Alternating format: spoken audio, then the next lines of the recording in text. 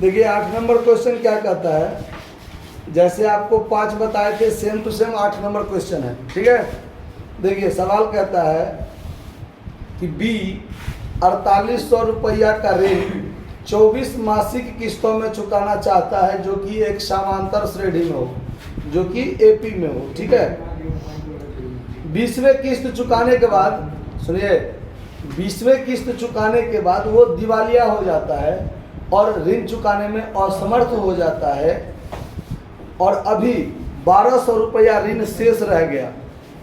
कितना शेष रह गया? यानी 4800 में 1200 शेष रह गया, मतलब उसने कितना चुका दिया? 3600 चुका दिया। मतलब 24 किस्त में देना था 4800। कितना देना था? 8 नंबर क्वेश्चन पर ध्यान दीजिए। इसका मतलब है कि S24 बराबर कितना? 4800, और 20 किस्त तक दिया। बात समझ कीजिए,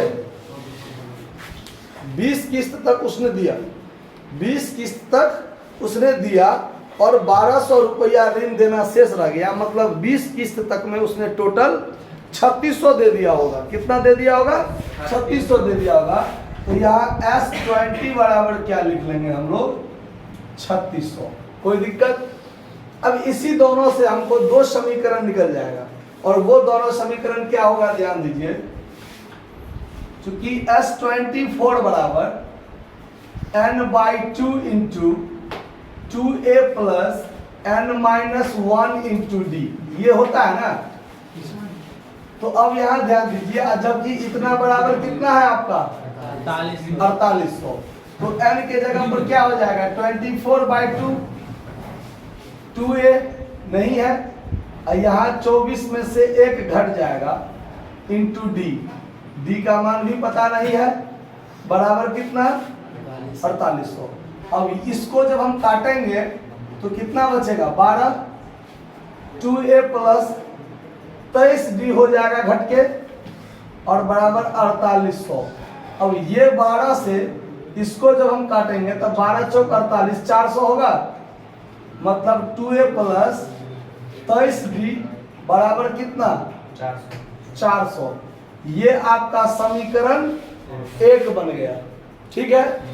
ऐसे ही हम करेंगे दोबारा पुनः, चूंकि S20 बराबर n/2 into 2a plus n-1 into D बराबर कितना है? 3600।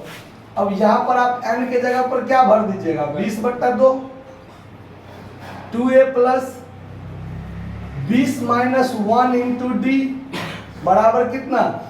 3600। अब ये कट जाएगा तो 10 बच जाएगा। 2a प्लस 20 में से 1 गया 19d बराबर 3600। अब ये 0 से 1 0 कट जाएगा, तो 2a प्लस 19d बराबर क्या हो जाएगा? 360। ये हो गया आपका समीकरण 2। अब समीकरण 1 और समीकरण 2 के मदद से आप a और d दोनों का मान क्या कर सकते हैं? निकाल सकते हैं। तो अब यहाँ पर सॉल्व कीजिए। समीकरण 1 में से समीकरण 2 को घटाने पर, क्या करने पर?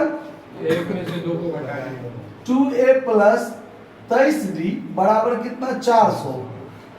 2a प्लस 19d ये बराबर 360। अब घटाने पर सबका चिन्ह क्या होता है? बदल जाता है। 2a से 2a कट गया, अब 23d में से 19d जाएगा, तो क्या बचेगा? 4d बराबर कितना? 40। अब यहाँ निकलेगा d बराबर 40/4 काट दीजिए तो 10, यानी d बराबर क्या हो गया? 10। ये आपका एक चीज निकल गया। अब यहाँ देखिए d का मान समीकरण 1 में रखने पर, तो समीकरण 1 था आपका 2a plus 23d, 2a plus 23d बराबर कितना? 400। 2a प्लस 23 गुने कितना हो जाएगा? d का मान क्या है? 10 बराबर 400। तो 2a बराबर क्या हो जाएगा? 400 माइनस 230, तो 2a बराबर ये हो जाएगा घट के 170।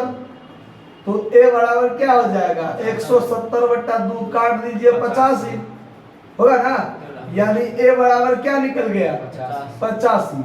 ये दो चीज आपका निकल गया। अब क्वेश्चन में क्या कहता है कि उसका पहली 4 किस्त की धनराशि ज्ञात कीजिए। पहली 4 किस्त की धनराशि ज्ञात कीजिए, मतलब पहली 4 किस्त आप मुजबानी निकाल सकते हैं।